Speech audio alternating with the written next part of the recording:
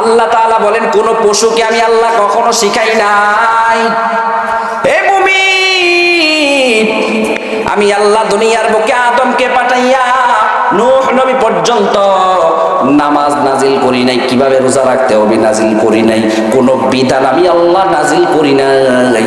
বরং নূহ নবী আসা পর্যন্ত আমি আল্লাহ বান্দা কিভাবে খাবে, কিভাবে ঘুমাবে, কিভাবে ফসল করবে, কোথায় কি করবে, এগুলো আমি আল্লাহ শিখাইছি। নূহ নবী পর্যন্ত সবকিছু শিখাইলাম। কারণ বান্দা মনে রাখবা, দুনিয়ার বুকে কুকুরেও খায়, শুকুরেও খায়। বান্দা তোমার খাওয়ার সাথে যদি কুকুরের মানুষের খাওয়া মিলে যায়, কোন কুকুরের খাওয়ার সাথে যদি মানুষের খাওয়া মিলে যায়, ভালো করে মনে রাখবা তুমি কুকুরের মতো হয়ে যাইবা। ঠিক কিনা বলেন? ও বান্দা মনে রাখো, তুমি খাইবা, তোমার খাওয়ানটা কখনো কুকুরের মতো হতে পারবে না। তুমি খাইবা হালাল। দুনিয়ার বুকে যত প্রাণী বানাইছি কুকুরেরা কিন্তু হালাল খাবে না, হারাম খাবে। তুমি মনে রাখো, তারাও খাবে, তুমিও খাইবা, তোমার খেতে হবে হালাল। যদি তুমি হালাল না খাইয়া হারামের পিছনে ছুটে যাও, আল্লাহ বলেন তোমার মাঝে আর কুকুরের মাঝে কোনো ব্যবধান নাই। ঠিক কিনা বলেন? আল্লাহ তাআলা বলেন, ও বনি আদম, আমি আল্লাহ তোমাকে বানাইলাম। আদম থেকে নিয়া নূহ নবী পর্যন্ত আমি আল্লাহ কোন শরীয়ত নাজিল করি নাই। আল্লাহ বলেন হযরতে আদম নবীর পরে হযরতে শীষ। তাফসীর কারকরা বলেন প্রসিদ্ধ মতে 4 জন নবীর কথা বলা হয়। আদম নবী থেকে নিয়া নূহ নবী পর্যন্ত 4 জন নবীর কথা বলা হয়। একজন নবীর নাম হলো আদম, ওনার পরে আসলেন শীষ। এই শীষ নবীর পরে আসলেন হযরত ইদ্রিস। ইদ্রিস নবীর পর আল্লাহ পাঠাইলেন, ইদ্রিস নবীর পর আল্লাহ পাঠাইলেন নূহ। আল্লাহ তাআলা বলেন নূহ নবী পর্যন্ত আমি কোন শরীয়ত নাজিল করি নাই। দুনিয়ায় কেমনে খাবি গোলাম, দুনিয়ায় কেমনে চলবি, কেমনে পড়বি, এগুলো আমি আল্লাহ শিখাইছি। আল্লাহ বলেন ও নবীর উম্মতের দল, দুনিয়ার বুকে হক আসবে, বাতিল আসবে, বাতিল প্রতিহত করার জন্য আমি আল্লাহ হক নাজিল করলাম। দুনিয়ায় শিরিকের উৎপত্তি হলো, আল্লাহ তাআলা বলেন ও নূহ যাও, শিরিকের উৎপত্তি হয়েছে। এখন এই দুনিয়ার ভিতরে শিরিক যখন চলে আসছে, নাপাক চলে আসছে, বাতিল শুরু হয়ে গেছে, তুমি যাও। তাফসীরের কিতাবের মধ্যে লেখা হয় ইদ্রিস নবী থেকে নিয়ে নূহ নবী পর্যন্ত প্রায় 800 থেকে 900 বছর। বলেন কয় বছর? 800 থেকে 900 বছর কোন নবী আসে নাই। ওই যুগে এত বড় ফারাকের জমানায় আল্লাহর 5 জন ওলি ছিল, আবেদ ছিল, যদিও কোনো শরীয়ত নাই, কিন্তু তারা এত ভালো মানুষ ছিল, আল্লাহ তাআলার কথা শুনতো, ঠিক মতো চলতো, আল্লাহর আনুগত্য করতো, এক বলে আল্লাহ তাআলাকে স্বীকার করতো। তার নাম ছিল ওয়াদ্দা, সুওয়া, ইয়াগুস, ইয়াউক, নাসর। বলেন কয়জন? 5 জন। আল্লাহ তাআলা বলেছেন লা তাদারুন্না আলিহাতাকুম ওয়ালা তাদারুন্না ওয়াদ্দাউ ওয়ালা সুওয়া ওয়ালা ইয়াগুথা ওয়া ইয়াউক ওয়া নাসরা। এই 5 জন আবেদ ইদ্রিস নবীর পরে হযরতে নূহ নবী পর্যন্ত প্রায় 800 থেকে 900 বছর। 800 থেকে 900 বছর কোন নবী নাই। এই 5 জন আবেদ মানুষ তাদেরকে শ্রদ্ধা করতো। দেখেন না, উলামায়ে কেরাম দেখলে আপনারা কি সম্মান করেন নাকি অসম্মান করেন? হুজুর দোয়া কইরেন, এই হুজুরটা খুব ভালো, ওই হুজুরের কথাটা খুব ভালো লাগে, যতক্ষণ পর্যন্ত ওই আলেম থেকে 2 নাম্বারই প্রকাশ না হয় তাকে সবাই মহব্বত করে। ওই আবেদ, 5 জন আবেদের কথা আল্লাহ বলেন ওয়াদ্দা, সুওয়া, ইয়াগুসা, ইয়াউক, নাসর। এই 5 জন এত বড় ভালো মানুষ ছিল। একদিন এই 5 জন মারা যায়। আবেদরা মারা যাওয়ার পর শয়তান বলে এই মুহূর্তে আমার কাজ করা লাগবে। শয়তান গিয়া ইদ্রিস নবীর সম্প্রদায়দের কাছে গিয়া বলে, ও সম্প্রদায়ের লোকেরা, বলো তো দেখি তোমাদের কাছে সবচেয়ে শ্রদ্ধাভাজন ব্যক্তি কারা ছিল? বলেন এই প্রশ্ন করলে তারা কি বলবে? ওই 5 জনের নামে তো বলবে, কারণ তারা কি ছিল? সবচেয়ে সম্মানিত। সম্প্রদায়ের লোকেরা বলে, ও পাঁচজন লোক ওয়াদ্দা সুয়া ইয়াবুস ইয়াউক নাসর, এই পাঁচজন ছিল সবচেয়ে শ্রেষ্ঠ আবেদ। বলে তারা এখন আসেনি? বলে না। বলে তারা নাই, এই পাঁচজন তারা নাই। এই কথা বলার পরে শয়তান বলে তোমাদের কি মনে চায় না তাদেরকে দেখতে? এখন তোমাদের কি মনে চায় না তাদেরকে দেখতে? শয়তান কি সূক্ষ্মভাবে তাদের ভিতরে শিরিক ঢুকাইতেছে। তোমাদের কি মনে চায় না? বলে মনে চায়। কিভাবে? তারা তো মাটির নিচে। কয় যদি মনে চায় তাহলে তাদের নামে সুন্দর করে চেহারা দিয়ে একটা ভাস্কর্য তৈরি করো। ওয়াদ্দা সুয়া ইয়াগুস ইয়াউক নাসর, এই পাঁচজনের নামে সুন্দর ভাস্কর্য তৈরি করা প্রতিটা ঘরে ঘরে ঢুকায়া দাও। যখন দেখতে মনে চায় তখন তাদের চেহারার দিকে তাকাইলে মনের আশাটা পুরা হয়ে যাবে। বলেন নাউজুবিল্লাহ। আরো আসতে বলেন নাউজুবিল্লাহ। আল্লাহ তাআলা বলেন শুনো, ওই শয়তান তাদেরকে বললো প্রজন্ম যখন পরিবর্তন হয়ে যাইতেছে, পরবর্তী প্রজন্ম আসলো, আসার পরে তাকায় তাদের কাছে আল্লাহ তাআলা এই সমস্ত শয়তান তাদেরকে বললো ইবাদত করতাম। আস্তে আস্তে ভাস্কর্য বানাইয়া শয়তান বলে কি জানেন?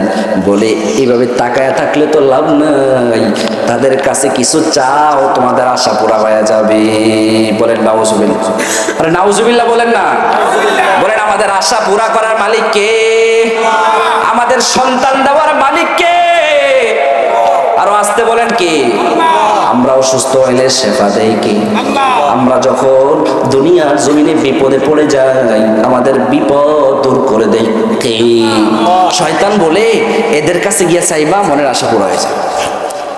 আল্লাহ তাআলা বলেন 800 থেকে 900 বছর পর্যন্ত মানুষ ওই সময় পর্যন্ত সবাই এক আল্লাহর গোলামি করত। শয়তান যখন ঢুকায়া দেয় এই সমস্ত শয়তানের কথা শুনিয়া সবাই শিরিকের মধ্যে লিপ্ত হয়ে গেছে। আল্লাহ বলেন জমিনকে পবিত্র করার জন্য আমি আল্লাহ বানাইছি। এই জমিন হবে পবিত্র, কারণ এই জমিনের ভিতরে আমি আল্লাহ সব কিছু পছন্দ করলেও একটা জিনিস পছন্দ করি না, সেইটা হলো শিরিক। আমি আল্লাহ সব পছন্দ করি কিন্তু শিরিক পছন্দ করি না। আল্লাহ তাআলা বলেন ও নূহ, দুনিয়ার জমিনে ইদ্রিস নবী পর্যন্ত ওয়াদ্দা সুয়া ইয়াগুস ইয়াউক নাসর, এই পাঁচজন আবেদ পর্যন্ত আমি আল্লাহ তাআলার সমস্ত গোলামি করা হয়েছে, কিন্তু এখন শিরিক শুরু হয়ে গেছে। আমি তো শিরিকের জন্য বানাই নাই, আমি এই জমিনকে পবিত্র রাখার জন্য বানিয়েছি। ফেরেশতাদের সাথে আমি ওয়াদা করেছি ইন্নী জাইলুন ফিল আরদি খলিফা, আর আমি তো এই জমিনের ভিতরে এমন কিছু প্রতিনিধি বানাইতে চাই যেই সমস্ত প্রতিনিধিরা আমার সাথে শিরিক করবে না, আমার গোলামি করবে, নাফরমানি করবে না।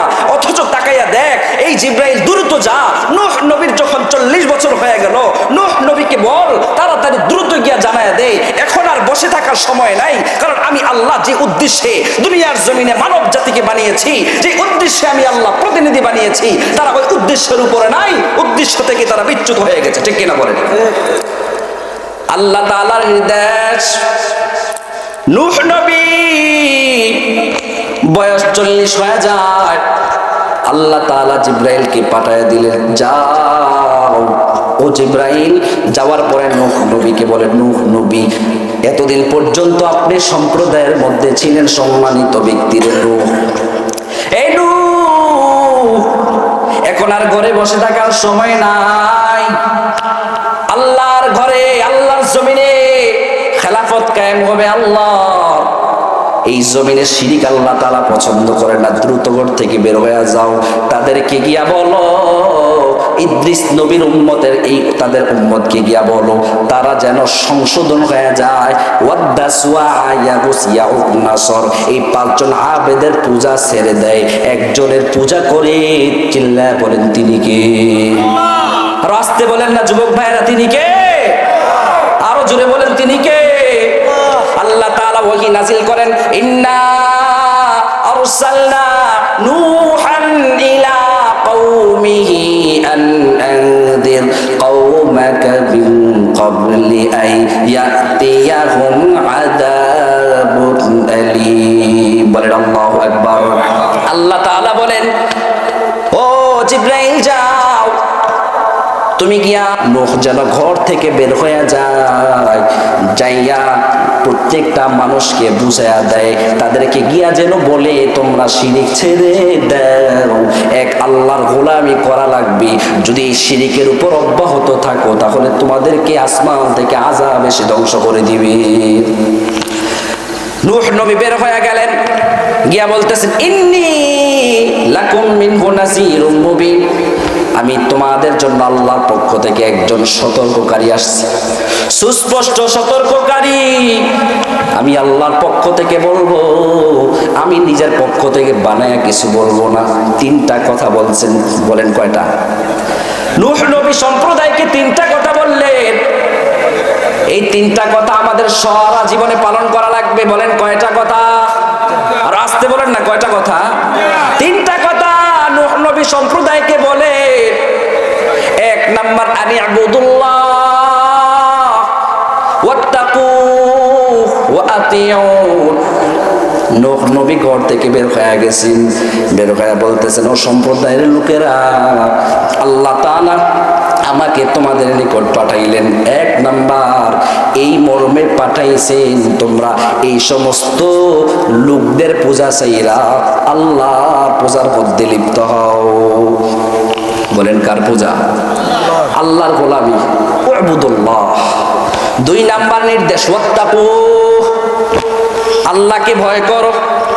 তার মানে বোঝা যায় যার গোলামি যত বেশি হবে আল্লাহ তাআলাকে সে তত ভয় করবে, আর যার ভিতরে যত ভয় তার ভিতরে আল্লাহর গোলামি তত বেশি। ঠিক কিনা বলেন? যে আল্লাহকে যত বেশি ভয় করবে, খোদার কসম, তার ভিতরে আল্লাহর গোলামি তত বেশি আসবে। আল্লাহকে যে যত বেশি ভয় করবে তার ভিতরে আল্লাহর ইবাদত করার ইমেজ তত বেশি তৈরি হবে। ঠিক কিনা বলেন? ডাইরেক্ট আল্লাহ তাআলার গোলামি করলে চলবে না। তাহলে কিভাবে করা লাগবে? বাংলার জমিনে তাকাইয়া দেখ, কত মানুষ বলে মনের নামাজ বড় নামাজ, নামাজ পড়ে না, কলবের নামাজ বড় নামাজ, যদিও সে সেজদা দেয় না, আছে না নাই? তারা বলে কোনো পীর ধরা লাগবে না।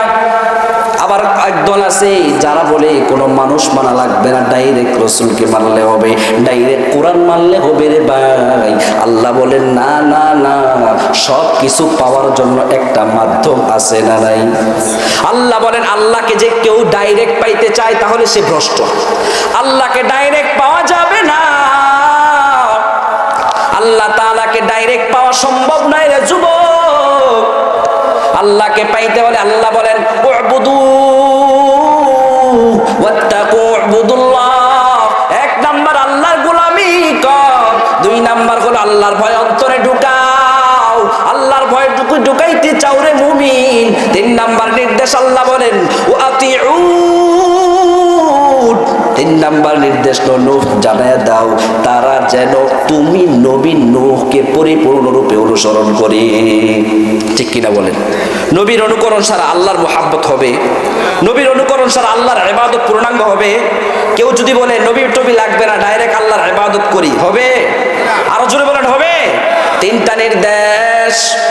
এক নাম্বার আল্লাহর গোলামি কর, দুই নাম্বার হলো গোলামি করলে চলবে না, আল্লাহর ভয় অন্তরে ঢুকাইতে হবে। তিন নাম্বার গোলামি করলেও চলবে না, ভয় অর্জন করলেও চলবে না, আল্লাহর পরবর্তী নবীর পরিপূর্ণ অনুসরণ করা লাগবে। ঠিক কিনা বলেন? নূহ নবী যখন এভাবে দিনের দাওয়াত দিতে গেলেন, যাওয়ার পরে এরা ছিল বাতিল, নূহ নবী কি হক? বলেন কি? এরা ছিল বাতিল, নূহ নবী কি হক? ঠিক কিনা? আল্লাহ তাআলা বলেন শিরিকের মাধ্যমে বাতিল এসেছে, শিরিকের মাধ্যমে ইদ্রিস নবীর পরে শিরিক এসেছে, বাতিল এসেছে শিরিকের ভেষে। আল্লাহ তাআলা হক পাঠিয়ে দিয়েছেন হযরতে নূহ নবীর ভেষে। ঠিক কিনা বলেন? আল্লাহ তাআলা বলেন এইভাবে কিয়ামত পর্যন্ত, কিয়ামত পর্যন্ত আল্লাহ তাআলা হক পাঠাইবেন, বাতিল পাঠাইবেন, বাতিলকে প্রতিহত করার জন্য আল্লাহ তাআলা হক পাঠায় দিবেন। আল্লাহ তাআলা বলেন, এরপরে আমরা আর কয়েকটা উদাহরণে যাই। আল্লাহ তাআলা বলেন এই দুনিয়ার বুকে বাতিল এসেছে ফেরাউনের বেশে, হক এসেছে মুসার রূপ নিয়া।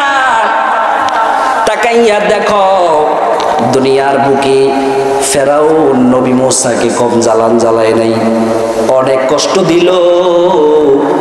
এই মূসাকে ফেরাউন অনেক কষ্ট দিয়েছে। ফেরাউন এমন কষ্ট দিয়েছে, সে বলে চানা রব্বুকুমুল আলা। মূসা নবী কষ্ট পাই আল্লাহর কাছে বলে, মালিক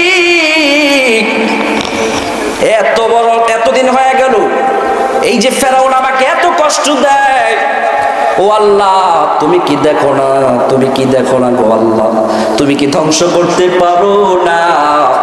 আল্লাহ তাআলা বলেন, আমি তাকে 5টা জিনিস দিয়ে পরীক্ষা করলাম, সংশোধন হও।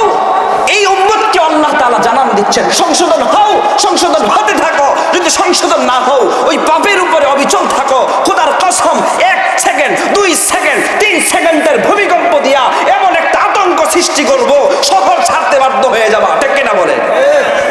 আল্লাহ তাআলা বলেন, ফাআরসালনা আলাইহিমুত তুফান। আল্লাহ বলেন, ফেরাউনকে আমি আল্লাহ 5টা জিনিস দিয়া পরীক্ষা করলাম, বাতিল হলো ফেরাউন। আল্লাহ বলেন, ফেরাউনকে প্রতিহত করার জন্য হক পাঠায় দিলাম মূসাকে। ঠিক কিনা বলেন? আল্লাহ বলেন, এই ফেরাউনকে পরীক্ষা করছি কতভাবে দেখবা। আল্লাহ বলেন, ফাআরসালনা আলাইহিমুত তুফান। 1 নাম্বার, এই ফেরাউনকে আমি আল্লাহ সংশোধন করার জন্য 1 নাম্বার আযাব পাঠাইলাম তুফান, জলোচ্ছ্বাস। এমন জলোচ্ছ্বাস দেয়, এমন সিডর আসছে, এমন নারকিস আসছে, এমন ভাবে, এমন কঠিন জ্বর। মূসার কাছে ফেরাউন নোটিশ পাঠায়, দরখাস্ত লেখা পাঠায়া দেয়, যাও মূসাকে গিয়া বলো, মূসা যেন তার রবের কাছে জানায়া দেয়, এইবার যদি এই জলোচ্ছ্বাসটা দূর করে দেয়, আমি ফেরাউন ভালো হয়ে যাব, আমি ফেরাউন ভালো হয়ে যাব, আবার সরল সঠিক পথে চলে আসব। আমি নুমিনু বিরাব্বি হারুন ওয়া মূসা। যদি মূসা আল্লাহর কাছে দোয়া করে, তার রবের কাছে দোয়া কইরা জলোচ্ছ্বাসকে উঠাইয়া দেয়, আমি ওয়াদা করলাম আমি পরিপূর্ণ ঈমানদার হয়ে যাব। আল্লাহ তাআলা দূর করে দিলেন। গজবের ফেরাউন সংশোধন হয়েছে? আরো জোরে বলেন, সংশোধন হয়েছে। ফাআরসালনা আলাইহিমুত তুফান। আল্লাহ তাআলা দেখলেন নমুনা না, সংশোধন তো হয় না, দ্বিতীয়বার পাঠায় দেন বল জারদ। দ্বিতীয়বার পাঠায় দিলেন পঙ্গপাল। খাইতে গেলে পঙ্গপাল, ঘুমাইতে গেলে পঙ্গপাল আইসা সব ধ্বংস করে দেয়।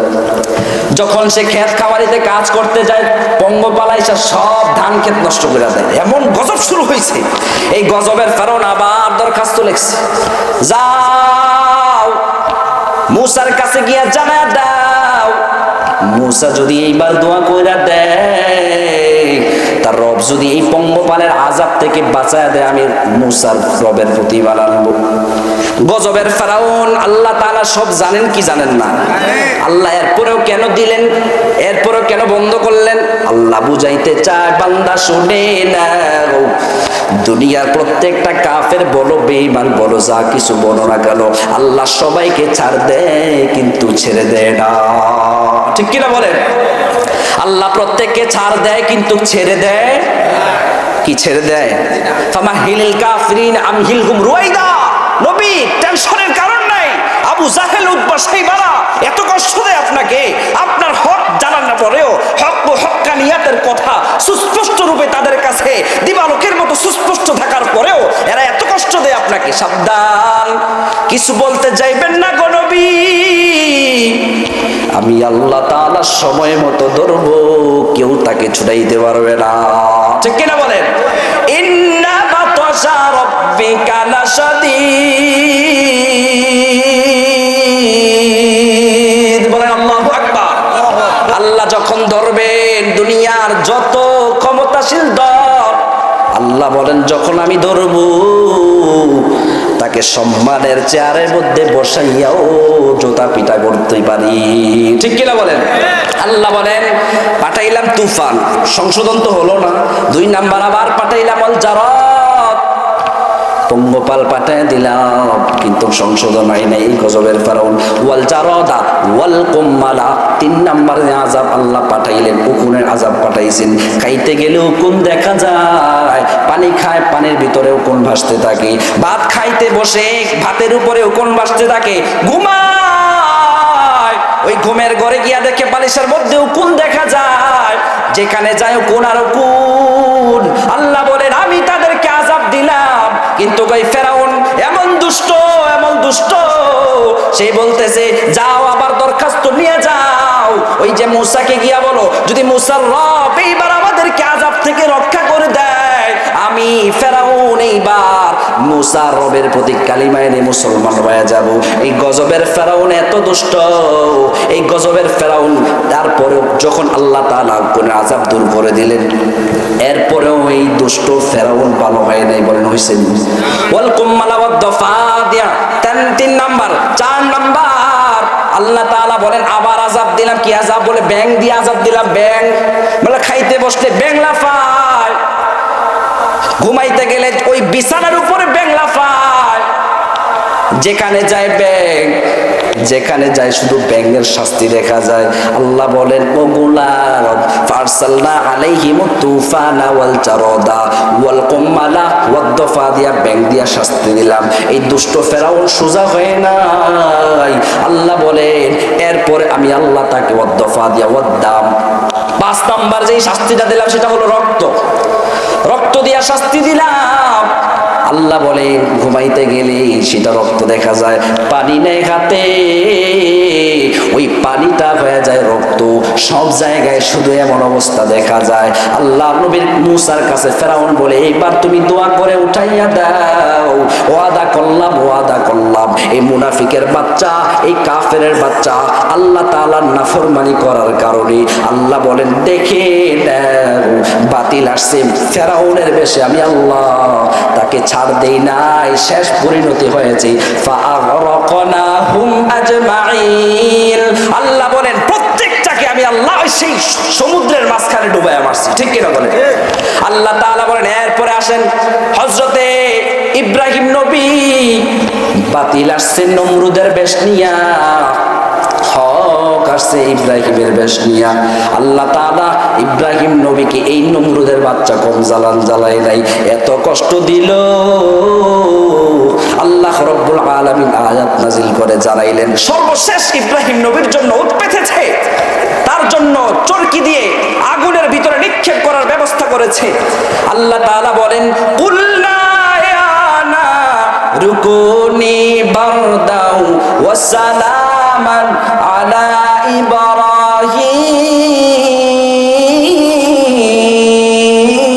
ইব্রাহিম। আল্লাহু আকবার। একে লুতফে খেশরাইন হারে কার বা খলিলাস নারে রাগুন জারে কার। প্রতি যুগে যুগ পরম্পরায় আল্লাহ বলছেন দুইটা দল হবে, মুমিন কাফের। প্রতি জমানায় বাতিল আসবে, বাতিলকে প্রতিহত করার জন্য আল্লাহ তাআলা শক্তিধর এরকম একজন লোক পাঠিয়ে দিবেন, নবী পাঠিয়ে দিবেন। আল্লাহ বলেন ইব্রাহিম নমরুদকে মোকাবেলা করলো। আল্লাহ বলেন সাইজ করতে বেশি কিছু লাগে না, আমি আল্লাহ তাকে শুধুমাত্র ছোট্ট একটা ল্যাংড়া মশার মাধ্যমে সাইজ করে দিলাম। ঠিক কিনা বলেন? আল্লাহ বলেন পরম্পরায় এইভাবে বাতিল আসতে আসতে সর্বশেষ নবী আমার আপনার নবী মুহাম্মদুর রাসূলুল্লাহ সাল্লাল্লাহু আলাইহি ওয়াসাল্লাম আসলেন। বাতিল আসলো উতবা, শাইবা, আবু লাহাব, উবাই ইবনে সালুল। আল্লাহ বলেন ও মুহাম্মদ যাও, বাতিল আসছে এদের সুরত নিয়া, আল্লাহ তাআলা এদেরকে প্রতিহত করার জন্য হক পাঠায় দিলেন আমার আপনার নবী, বিশ্ব নবী, শ্রেষ্ঠ নবী, সরকারে দো আলম জনাবে মুহাম্মদুর রাসূলুল্লাহ সাল্লাল্লাহু আলাইহি ওয়াসাল্লামের রূপ নিয়ে। বলেন আল্লাহু আকবার। আরো জোরে বলেন আল্লাহু আকবার। আল্লাহ তাআলা বলেছেন প্রতি যুগে যুগ পরম্পরায় বাতিল আসবে, এই বাতিলকে প্রতিহত করার জন্য আল্লাহ তাআলা হক পাঠাইবেন। এর ধারাবাহিকতায় 1835 খ্রিস্টাব্দে ভারতের কাদিয়ান নামক অঞ্চলের ওই জায়গার ভিতরে পাঞ্জাবি বাতিল আসছে মির্জা গোলাম আহমদ কাদিয়ানের রূপ নিয়া। আর আল্লাহ তাআলা হক পাঠায় দিলেন আল্লামা আনোয়ার শাহ কাশ্মীর রহমাতুল্লাহ আলাইহি রাব্বিয়া। ঠিক কিনা বলেন? 1835 খ্রিস্টাব্দে মিথ্যুক নবী দাবি করেছে গোলাম আহমদ কাদিয়ানি, সে নিজেকে নবী দাবি করেছে। আল্লাহ তাআলা তাকে শায়েস্তা করার জন্য প্রতি যুগে যুগে উলামায়ে কেরাম আল্লাহ যুগে উলামায়ে কেরামকে প্রেরিত করছেন, পাঠাচ্ছেন। তার মোকাবেলা করেছেন আল্লামা আনোয়ার শাহ কাশ্মীরি, এরপরে করেছেন আল্লামা সানাউল্লাহ অমৃত সারি রহমাতুল্লাহ আলাইহি। এই যে এই সমস্ত কুলাঙ্গার নাফরমান নাস্তিকদের মোকাবেলা করার জন্য কিয়ামত পর্যন্ত নবুয়তের দরজা তালা লাগায়া আমার আপনার নবী দুনিয়ার জমিন থেকে বিদায় হয়ে গেছেন। তো নবুয়তের দরজা তালা লাগায় নবী তো চলে গেছেন, তো নবুয়তের কাজ করবে কে? কোরআনের হেফাজত করবে কে? আল্লাহ ওয়ালাদের সম্মানের হেফাজত করবে কে? সাহাবায়ে কেরামের সম্মানের হেফাজত করবে কে? নবীদের শানের খেলাফ করলে তাদের হেফাজত করবে কে? খোদার কসম, হাদিসের ভিতরে বলেছি কিয়ামত পর্যন্ত আল্লাহ এমন একটা দলকে রাখবেন যেই সমস্ত দলেরা এই সমস্ত বাতিলদেরকে, কুখ্যাত সন্ত্রাসদেরকে, নাস্তিকদেরকে, মিথ্যুক নবী দাবি করলে ওয়ালাদেরকে প্রতিনিয়ত তাদের জবাব দিয়ে যাবে। ঠিক কিনা বলেন? কিয়ামত পর্যন্ত তাদেরকে জবাব দিয়ে যাবে। আল্লাহর নবী সাল্লাল্লাহু আলাইহি ওয়াসাল্লাম এই দুনিয়ার জমিনে এসেছেন। নবী আলাইহিস সালাতু ওয়াস সালাম যে এসেছেন শেষ নবী, এতে কোনো সন্দেহ আছে? আরো আসতে বলে সন্দেহ আছে? আল্লাহর নবী শেষ নবী, সরকারে দু আলম নবী, উনার পরে কোনো নবী নাই। খোদার কসম, আমাদের বাংলার জমিনে এরকম কোন মিথ্যা দাবি করে ওয়ালার অনুসারী যদি থাকে, অনতি বিলম্বে বাংলাদেশ থেকে এদেরকে বরখাস্ত করতে হবে। ঠিক কিনা বলেন? ওদেরকে বয়কট করতে হবে, এদেরকে কাফের ঘোষণা করতে হবে। যদি কাফের ঘোষণা করা না হয়, অনতি বিলম্বে আমাদের সুদূর ভবিষ্যতে এই সমস্ত দলকে আমরা ভোট দেব, যেই সমস্ত দলেরা এসে আমাদের বাংলার জমিনে এই সমস্ত কুখ্যাত মিথ্যা দাবি করেওয়ালা এই সমস্ত অনুসারীদেরকে, অনুচরদেরকে, যারা কাদিয়ানীদেরকে কাফের ঘোষণা করবে, এই সমস্ত লোকদেরকে আমরা ভোট দিয়ে শাসনের ভিতরে বসাবো। ঠিক কিনা বলেন? আর আসতে বলেন ঠিক কিনা? কারণ আমরা আমাদের নবীর সম্মানকে হেফাজত করার জন্য আমি প্রতিবার এই কথা বলে থাকি যে বাংলার জমিনে যদি একজন নাস্তিক তৈরি হয়, নবীর ইজ্জতকে খেলা করার মতো একজন নাস্তিক তৈরি হয়, নবীর ইজ্জতকে রক্ষা করার জন্য এরকম 100 জন আশেক তৈরি হয়ে যায়। ঠিক কিনা বলেন? একজন নাস্তিক তৈরি হয়, 100 জন আশেক তৈরি হয়, 100 জন নাস্তিক তৈরি হলে 1000 আশেক তৈরি হয়ে যাবে। ঠিক কিনা বলেন? তারা জীবন দিতে প্রস্তুত আছে, সব কিছু বাড়িঘর ছাড়তে প্রস্তুত আছে, সম্মান ছাড়তে প্রস্তুত আছে। তারা নিজের জীবনকে উৎসর্গ করে হলেও নবীর ইজ্জতকে নিয়ে পরিপূর্ণরূপে সম্মান করবে। এরপর এক বিন্দু পরিমাণ নবীর ইজ্জতের উপর আঘাত থাকতে দেবে না। ঠিক কিনা বলেন? আরো আসতে বলেন ঠিক কিনা? আমরা কে কে প্রস্তুত আছি আমাদের বাংলার জমিনে যদি নবীকে নিয়ে কথা বলা হয়, আমার বাংলার জমিনে আল্লাহর বিরুদ্ধে যদি কথা বলা হয়? এই কয়েকদিন আগের ঘটনা সবাই জানেন, বাউল শিল্পী আবুল সরকার এই কুলাঙ্গার আল্লাহর বিরুদ্ধে কথা বলেছে। আমরা এরকম কে কে প্রস্তুত আছি যদি এই সমস্ত কুলাঙ্গার আবার বাংলার জমিনে মাথা চারা দিয়ে ওঠে? এদেরকে পরিপূর্ণরূপে বাংলাদেশ জমিন থেকে চূড়ান্ত বিচার হওয়ার আগ পর্যন্ত আমরা কেউ ঘরে যাব না। ঠিক কিনা বলেন? আমরা সকলে প্রস্তুত আছি না ইনশাআল্লাহ? আমরা প্রয়োজনে আবার রক্তের বন্যা বসাবো। এরপরও আল্লাহকে নিয়ে কটূক্তি করেওয়ালা নাস্তিকদেরকে 1 সেকেন্ডের জন্য বাংলার জমিনে ঠাঁই দেব না। ঠিক কিনা বলেন? আর আসতে বলেন না ঠিক কিনা? আপনাদের ভিতরে ইমানের চেতনা আছে না নাই? আমাদের বাংলার জমিনের যুবকরা আগের মতো নাই। আমাদের বাংলাদেশ জমিনের যুবকদের অন্তর আস্তে আস্তে আলহামদুলিল্লাহ ইমানে পূর্ণ হচ্ছে। আমরা চাই আমাদের অদূর ভবিষ্যৎ বাংলার জমিনে ইসলামিক বাংলাদেশ হবে। ঠিক কিনা বলেন? আমরা চাই আমাদের বাংলার জমিনে ইসলাম কায়েম হবে। আমরা চাই আমাদের বাংলার জমিনে সংসদে বসবে এমন একজন ব্যক্তি সংসদে বসবে যে সকালবেলা সংসদে বসে কথা বলবে, রাতের বেলা তাহাজ্জুদের ভিতরে আল্লাহর সাথে কথা বলবে। ঠিক কিনা বলেন? চাঁদাবাজি, কান্ডারবাজি, কুলাঙ্গারি, নাস্তিক যত কিছু বাংলার জমিন আছে শাসন করা, শোষণ করা, এই সমস্ত জালেমদেরকে প্রতিহত করে বাংলার জমিনকে পরিপূর্ণরূপে পবিত্র করে ছাড়বে। কি বলেন ইনশাআল্লাহ?